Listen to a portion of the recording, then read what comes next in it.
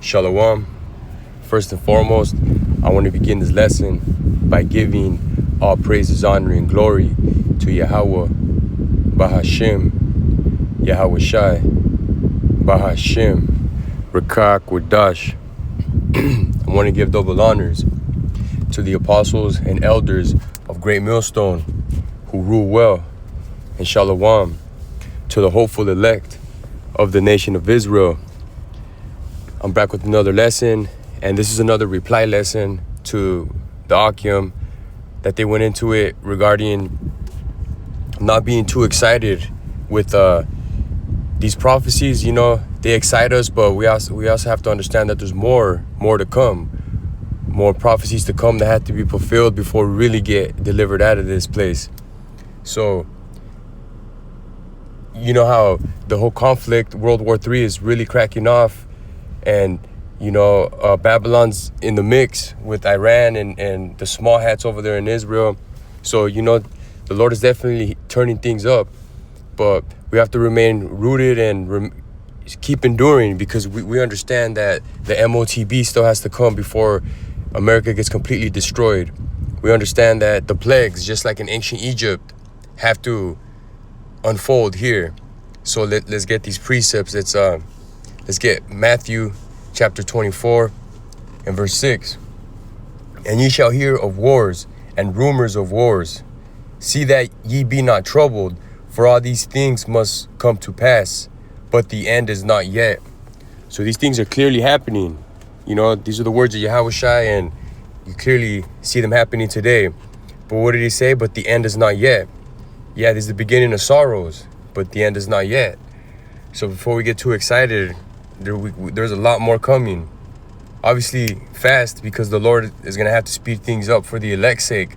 But nonetheless, a lot more is going to unfold. So we just have to be circumspect and remain rooted and keep enduring. Let's get 2nd Esdras 15 and 11. But I will bring them with a mighty hand and a stretched out arm, and smite Egypt with plagues as before, and will destroy all the land thereof. And we understand that America is modern day Egypt. It's Babylon the Great, modern day Sodom and Egypt, as multiple names in the scriptures, but they refer to America. And just how Egypt was plagued, best believe that Babylon, America, is going to get plagued like twice as hard, you know, because it's the pinnacle of wickedness here in America. So let's go over some of these plagues that ancient Egypt got plagued with. I got this image right here. It's like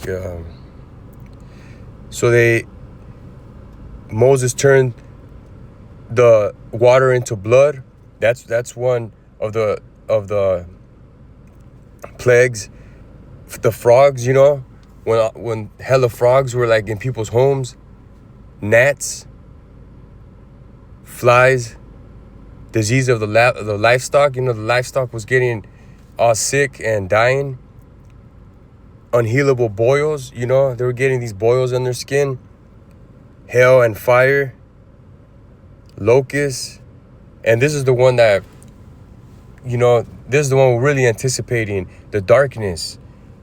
In modern day terms, it's going to be that EMP, you know. Once they take this power grid out, that's going to be a plague. Because these people can't live without their phones. These people can't live without technology. It's going to take them back into the Stone Age. And you're going to see how these people are going to bug out when there's no lights. That's going to cripple the society. And the death of the firstborn. You know, when Pharaoh still didn't want to let go of the Israelites, the Most High killed the firstborn. So just how in the ancient Egypt, I'm not sure exactly, there might be even crazier plagues, but nonetheless, the Lord is going to plague this place. So, you know, we got to expect that to come, because we're going to be in the midst of that. Our faith is going to be tested. And we know the Lord is going to cover us. Just how I got some precepts. Watch. This is Exodus 10 and 21. And the Lord Yahweh said unto Moses, stretch out thine hand toward heaven, that there may be darkness over the land of Egypt, even darkness which may be felt. So damn dark, they could feel the darkness. You can only imagine, you know, How crazy that is. Where it's so dark, you can't even see your hand in front of your face. So, hey, man, it's gonna get real heavy here in Babylon. I mean, this shit is exciting, bro, because, I mean, I have faith that the Lord is gonna cover us, because we've been doing this work sincerely. But to these 2/3 and these Babylonians, they're gonna lose their damn mind. Exodus 10:22.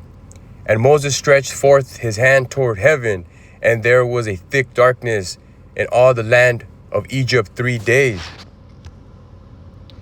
So yeah, that's gonna be a big plague once they take this power grid down, and that hasn't happened yet.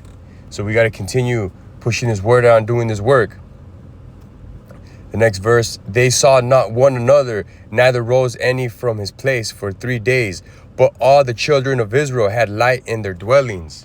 And back to how I was going, how the Lord is going to cover his elect. You see this? The Israelites they had light in their dwellings during this time. So that same power that provided light for them is going to provide light for us, because, you know, we're back on the earth today. Be a reincarnation. Let's get another precept.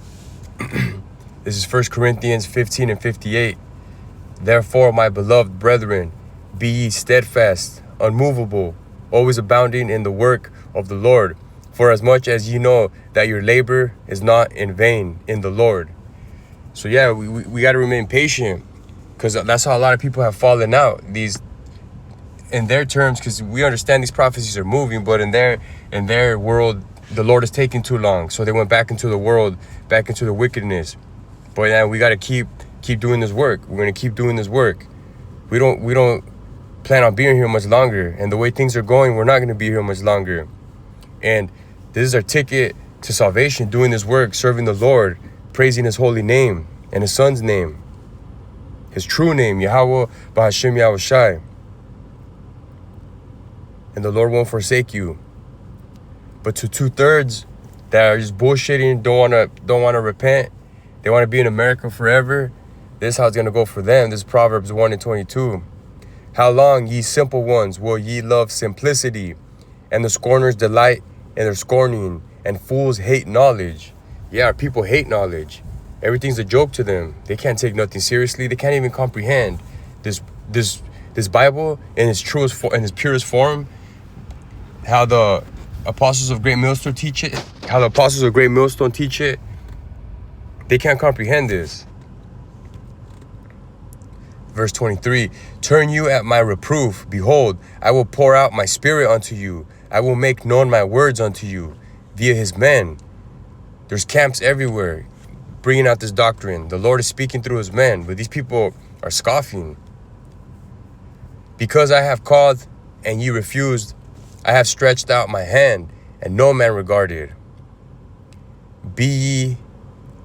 But ye have set at naught all my counsel, and would none of my reproof. Yeah, they don't want to hear it. They don't want to repent.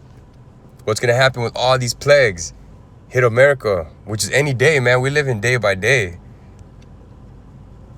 I also will laugh at your calamity. I will mock when your fear cometh. And that's the Lord. You know, he ain't nothing to mess with. When your fear cometh as desolation, and your destruction cometh as a whirlwind, when distress and anguish cometh upon you. Then shall they call upon me, but I will not answer. They shall seek me early, but they shall not find me. And that's heavy, because we're quickly approaching Jacob's trouble, a time like never before. Never in the history of this earth has it been as bad as it's going to get. Any day now. And if the only way you're going to be protected is, you know, through the Lord, Yahweh Bashem Yahushai. During this grace period, if you repented and served him, you know, but if you're a wicked ass Jake, it's a lot. You're a lost cause. You're a lost cause. And a lot of them that fell out, a lot of Jake that knew they were Israelites and they fell out, man, the Lord is going to condemn them. They're going to be like, fuck, you know, they're going to be in a pitiful case. But to us, prisoners of hope, hopeful elect that are striving for salvation, that are striving to be protected by Yahweh Bashem Yahushai.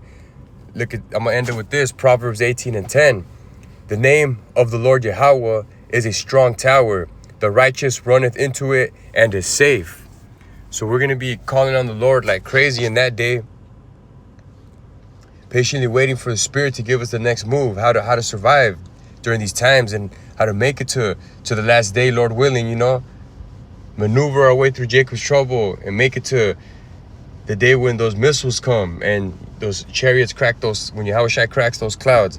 That's what we're striving for. That's the day we want to see. But that day ain't, you know, it's near, but we still got to go through this. So I pray this lesson was edifying.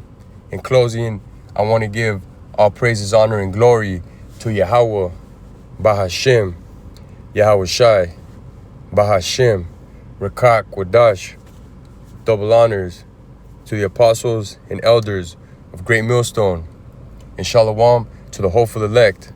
We're almost out of here. On to the next lesson. Shalom.